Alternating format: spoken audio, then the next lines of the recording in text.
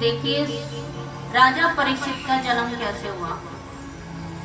उत्तरा के गर्भ में राजा परीक्षित की रक्षा भगवान कृष्ण ने की और जब सही समय आया तत् सर्व गुणोद्रेक सानुकूल ग्रहादय ग्रह आदि अनुकूल होने पर जग्गे वंश ग्रह पांडुर भूय पांडुरिव ओजस, पांडवों की तरह ओजवान राजा परीक्षित का क्या हुआ जन्म।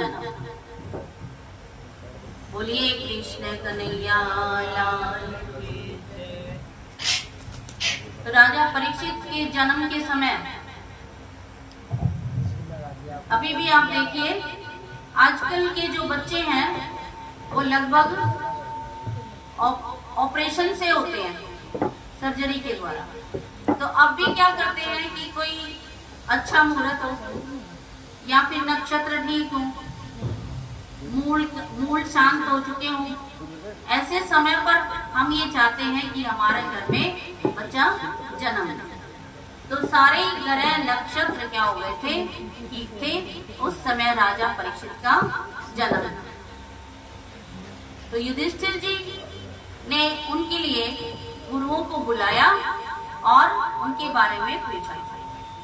तो उन्होंने बताया कि पार्थ प्रजापिता साक्षात इक्ष्वाकुरी मानव, इक्ष्वाकु वंश में उत्पन्न राम की तरह ये मर्यादा पुरुषोत्तम होगा, ब्रह्मण्य सत्य संदस्य सत्यवादी होगा, रामो दास रथी यथा, और शिवी की तरह ये दाता होगा और बलि की तरह भी ये बलि के समान भी दान करने वाला होगा और ये आपका पुत्र सर्वगुण संपन्न रहेगा। और इसकी जो मृत्यु होगी वो अंत समय में तक्षक नाग के द्वारा होगी।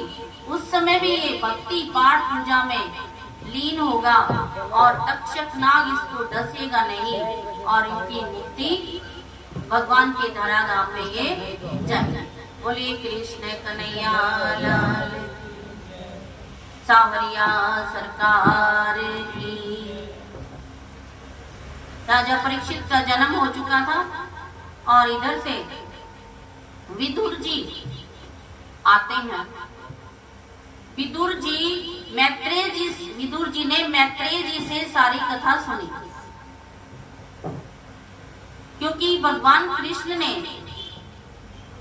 कृष्ण और सारे के सारे यदुवंशी जब धराधाम से चले गए तब उद्धव जी बचे थे और उद्धव जी को भगवान कृष्ण ने कहा था कि तुम्हें विदुर जी मिलेंगे।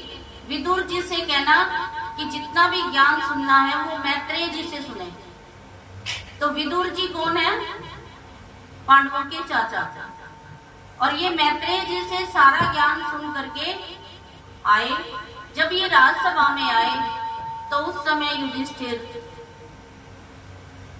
गांधारी और धृतराष्ट्र का अपने माता पिता की तरह ही मान सम्मान करता और उनका भोजन प्राप्त कराना समय पर उनका बहुत अधिक ध्यान रखता था।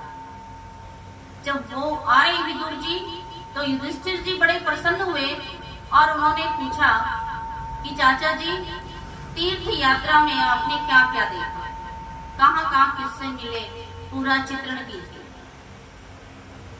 देखिए दो व्यक्तियों का युद्ध होता है तो उसमें कई बार दो पार्टी बन जाती है, एक इधर तो वो लड़ते हैं, लेकिन कई न्यूट्रल होते हैं कि वो वहां से चले जाते हैं।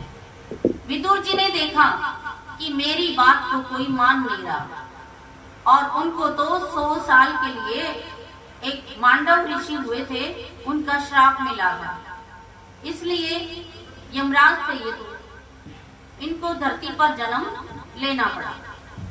तो ये तो चले गए तीर्थ यात्रा पर। इधर चला महाभारत का युद्ध और फिर युद्ध के बाद ये आ गए और देखते हैं कि युधिष्ठिर का बनाया हुआ अन्न, युधिष्ठिर का भोजन बड़ा प्यार से खा रहे हैं।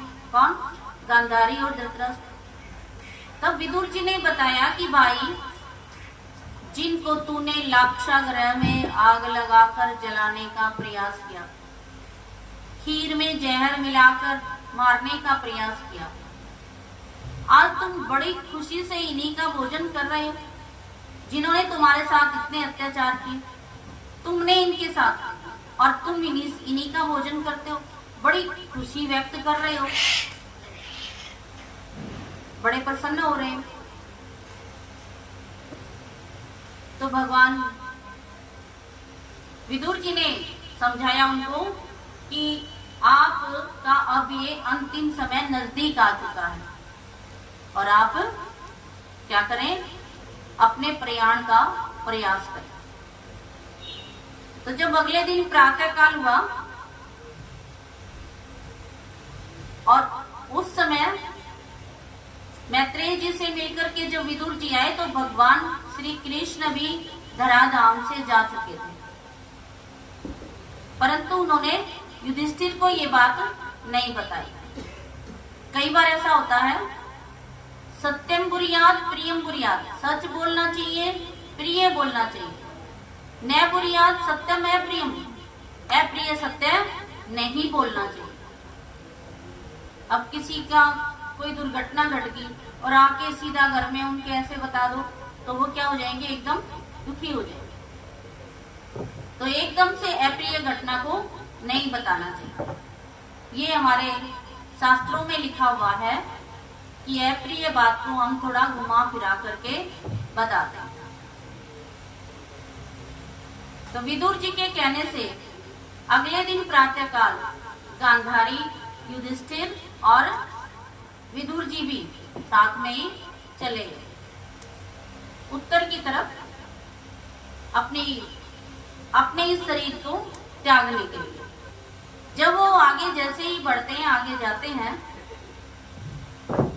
और जब प्रातः काल होती है वो उत्तर दिशा की तरफ गए हैं और जब प्रातः काल के समय जब युधिष्ठिर जी खड़े हुए, प्रातः काल उठकर युधिष्ठिर स्नान आदि से निवृत्त होकर के बहुत सारी गोएं दान करके तब आते थे राजसभा में। तो देखते हैं कि ना गांधारी है, ना हमारे पिता ताऊ या पिता जो है वो धृतराष्ट्र, ना वो है, ना विदुर जी, कोई नहीं। कहाँ के? वो मन में विचार कर रहे थे कि कहाँ ढूंढे, कहाँ चले गए। ऐसे तो नहीं, पुत्रों के वियोग में उन्होंने गंगा जी में अपने आप को समाहित कर दिया हो, मेरी कोई सेवा में तो कमी नहीं रही, ऐसा विचार कर ही रहे थे।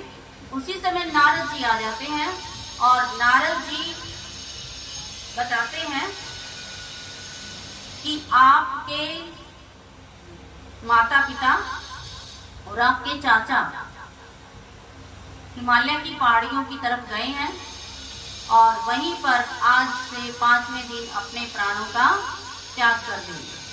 बोलिए कृष्ण कन्हैया लाल, सांवरिया सरकार की जय।